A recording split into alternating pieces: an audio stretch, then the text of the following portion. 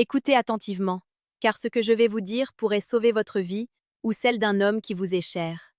Le plaisir n'est pas censé être un bourreau, mais pour votre corps, après 60, 70 ou 80 ans, le plaisir solitaire n'est pas une simple distraction, c'est un séisme biologique. Si vous ignorez les signaux de fatigue après l'acte, si vous balayez d'un revers de main ces palpitations ou cette sueur froide qui perle sur votre front, vous jouez à la roulette russe avec votre système cardiovasculaire. Un homme de 79 ans s'est éteint seul, dans le silence de sa chambre, non pas parce qu'il a cherché le plaisir, mais parce qu'il l'a fait au moment précis où son corps était le plus vulnérable, là où ses artères étaient les plus fragiles. Il a ignoré le cri de son cœur pour écouter le murmure de son désir. Ne faites pas la même erreur. Comprenez que votre horloge biologique ne pardonne pas l'imprudence, la danse de la vie et du temps. Bienvenue dans cet espace de transmission et de vérité. Je suis le docteur Myria. Sur cette chaîne, nous explorons la santé urologique non pas comme une mécanique froide, mais comme une symphonie sacrée. Comme l'enseignait le sage Aristote dans ses traités sur la vie et la mort, la nature ne fait rien en vain. Chaque battement de cœur, chaque souffle et chaque mouvement de l'âme ont leur saison. L'homme qui vit en désaccord avec les cycles du soleil et de la lune finit par briser la corde qui le retient au monde des vivants. Après 60 ans, votre corps change de fréquence. Il demande plus de respect, plus de clarté et surtout, une synchronisation parfaite avec les lois de la nature. Nous allons aujourd'hui lever le voile sur un sujet tabou, souvent traité avec légèreté ou vulgarité, mais qui est en réalité une question de survie médicale.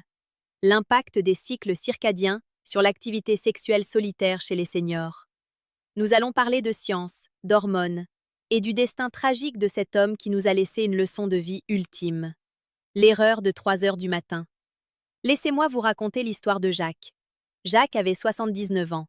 Un homme droit, fier, qui avait toujours pris soin de son jardin et de sa santé, du moins en apparence.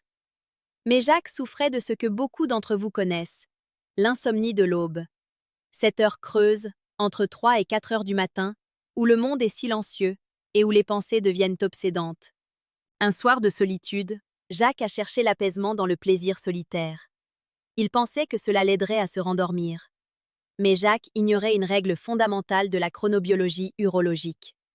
À 3 heures du matin, la température du corps est au plus bas, le sang est au maximum de sa viscosité, et le pic de cortisol commence à monter pour préparer le réveil, créant une tension artérielle invisible mais colossale. L'effort physique et l'orgasme ont provoqué une demande en oxygène que ses artères coronaires, déjà fatiguées par l'âge, n'ont pu fournir. Jacques est mort d'une rupture anévrismale foudroyante, le corps figé dans un plaisir qui s'est transformé en piège. Il a confondu le besoin de repos avec le besoin de stimulation. Est-ce que toi aussi, tu as déjà ressenti cette envie de combler l'insomnie par une activité physique ou solitaire, sentant ton cœur s'emballer de manière inhabituelle? Dis-le-moi en commentaire. Ta vérité pourrait éclairer ceux qui se croient invulnérables dans l'ombre. Pourquoi l'âge change tout? En urologie et en cardiologie, nous savons que l'acte sexuel, même solitaire, équivaut à monter 2 étages d'escalier au pas de course. Pour un jeune homme de 20 ans, c'est une routine. Pour un homme de 75 ans, dont les tissus sont moins élastiques, c'est un marathon. Le problème majeur chez les seniors réside dans la variabilité de la pression artérielle. Durant l'orgasme, la pression systolique peut monter de manière vertigineuse en quelques secondes. Si ce pic survient durant l'heure la plus dangereuse, la fin de la nuit ou le début du petit matin, le risque d'accident vasculaire cérébral ou d'infarctus est multiplié par 5. Vos vaisseaux, à cette heure-là, sont comme du verre froid. Ils ne supportent pas les chocs de pression soudains. Symptômes du quotidien souvent ignorés. Une fatigue chronique au réveil, une légère douleur dans la nuque ou des troubles digestifs qui s'accentuent après un effort. Ce ne sont pas des détails. C'est votre endothélium qui vous prévient que votre circulation est à la limite de la rupture.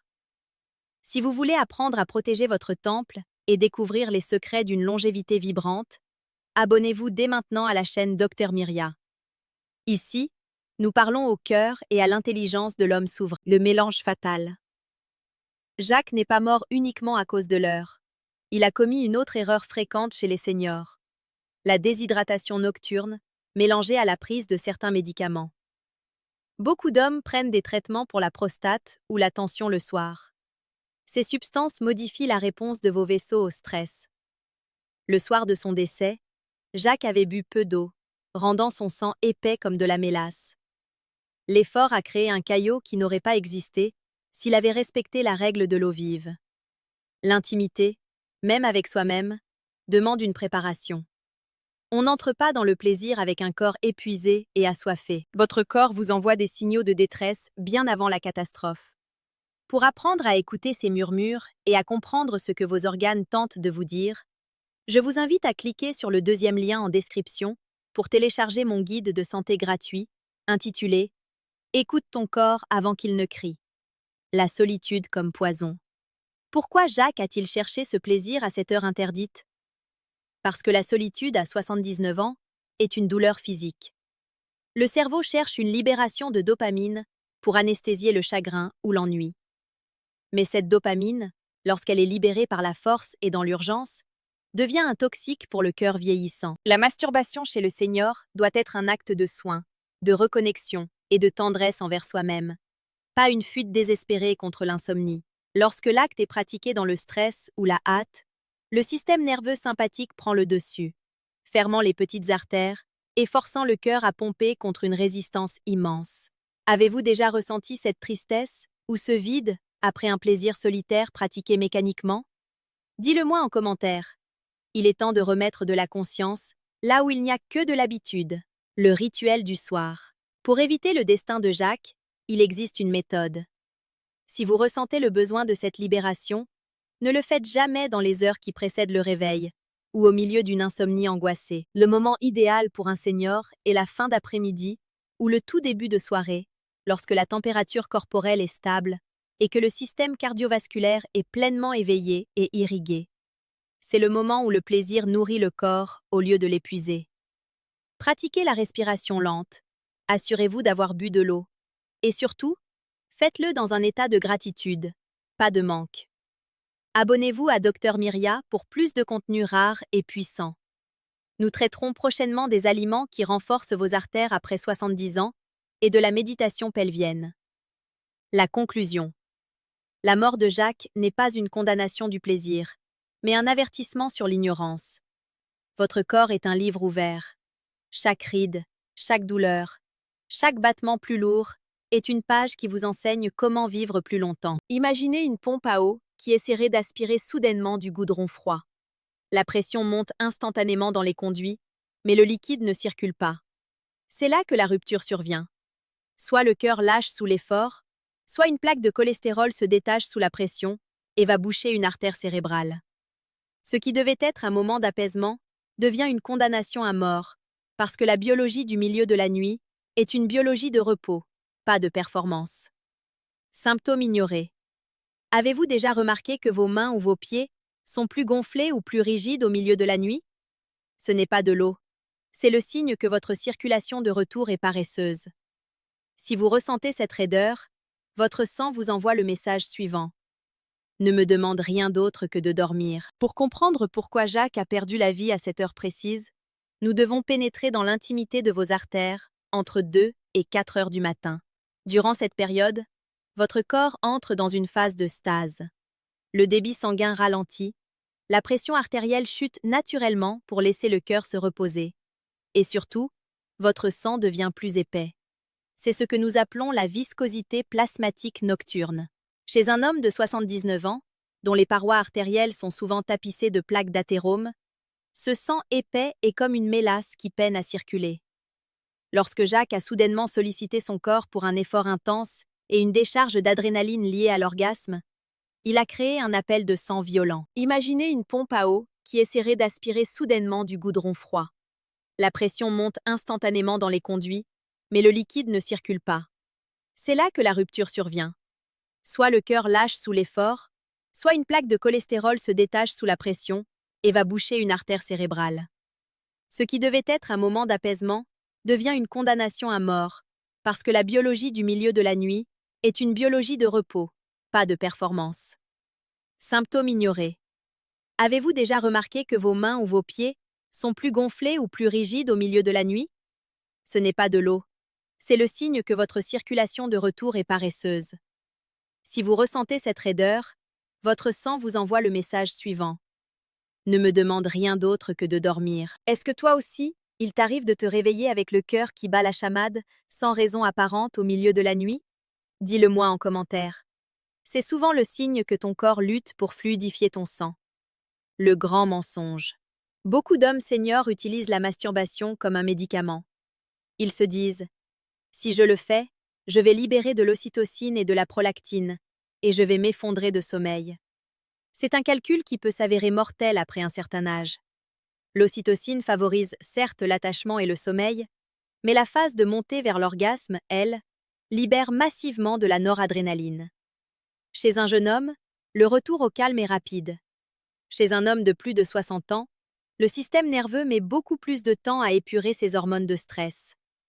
Au lieu de vous endormir, vous placez votre cœur dans un état de vigilance forcée, alors qu'il devrait être en phase de réparation cellulaire. Témoignage. J'ai reçu en consultation Bernard, 72 ans. Il se plaignait de migraines atroces chaque fois qu'il tentait de trouver le sommeil par ce biais à l'aube. En réalité, ces migraines étaient des alertes hypertensives. Son corps lui disait « Tu es en train de forcer la machine ». En déplaçant ce moment de plaisir au milieu de l'après-midi, ses migraines ont disparu. Il n'était pas malade, il était simplement désynchronisé. Abonnez-vous à la chaîne Dr Myria pour comprendre ces nuances qui font la différence entre une vie épanouie et une vie en danger. Votre corps mérite que vous appreniez son nouveau langage. Le risque d'ischémie. Il existe un autre danger dont on ne parle jamais, l'ischémie pelvienne transitoire.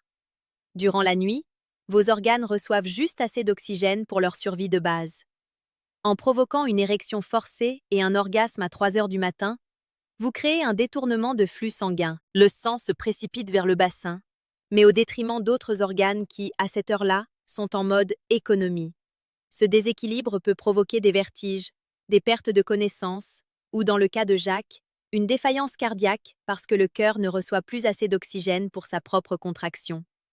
L'erreur d'hygiène de vie la plus commune ici est de pratiquer cet acte après avoir consommé un repas trop riche ou de l'alcool le soir. L'alcool déshydrate et dilate les vaisseaux de manière anarchique, rendant la réponse cardiaque totalement imprévisible. Votre corps est une cathédrale de précision. Pour apprendre à en entretenir chaque pilier et éviter l'effondrement prématuré de votre vigueur, cliquez sur le deuxième lien en description pour télécharger mon guide gratuit. Écoute ton corps avant qu'il ne crie. C'est le premier pas pour redevenir le protecteur de votre propre vie. Le juste moment. Le grand médecin Avicenne écrivait déjà dans son canon de la médecine que l'acte charnel pratiqué sur un corps affaibli ou à des heures où le soleil est au plus bas consume la moelle des os et éteint la lampe de l'esprit. Il comprenait intuitivement ce que nous prouvons aujourd'hui par la cardiologie. L'énergie vitale est une ressource finie qu'il faut dépenser quand le corps est au sommet de sa chaleur. Pour un homme senior, la chaleur métabolique est à son apogée entre 16 heures et 19 heures. C'est le moment où vos muscles sont les plus souples, votre cœur le plus solide et votre sang le plus fluide. Si vous devez honorer votre corps et chercher le plaisir, faites-le quand le soleil brille encore ou que la soirée commence. Jamais quand la nuit profonde a déjà engagé son travail de décomposition et de reconstruction. Avez-vous remarqué que vos sensations sont bien plus riches et moins épuisantes lorsque vous prenez ce temps pour vous en pleine journée, plutôt que dans l'urgence d'une insomnie? Partage ton expérience en commentaire, car ton témoignage peut aider un homme à sortir de la culpabilité et de l'ombre. La tendresse. Pour ne jamais devenir un Jacques, voici les règles d'or de l'urologue pour une intimité sereine après 60 ans. La règle de l'eau. Ne pratiquez jamais si vous n'avez pas bu au moins 2 grands verres d'eau dans l'heure précédente. La fluidité du sang est votre assurance vie. La règle de l'heure. Interdiction absolue entre minuit et 6 heures du matin. C'est la zone rouge. La règle du souffle. Si vous sentez que vous bloquez votre respiration durant l'acte, arrêtez-vous. L'apnée augmente la pression intracrânienne de manière dangereuse. Respirez par le ventre. Toujours. Abonnez-vous à Dr Myria pour plus de conseils sur la gestion de l'énergie et la santé urologique holistique. Nous sommes ici pour vous aider à vivre longtemps, mais surtout à vivre debout. Conclusion de la phase de réveil. L'histoire de Jacques n'est pas une tragédie sur le sexe, c'est une leçon sur le temps. Nous ne sommes pas des machines éternelles, nous sommes des cycles. En respectant le rythme de vos artères, vous vous donnez la chance de connaître encore des décennies de plaisir et de clarté. Le plaisir ne doit jamais être une fuite, mais une célébration. Et on ne célèbre pas la vie au milieu des ténèbres de l'épuisement.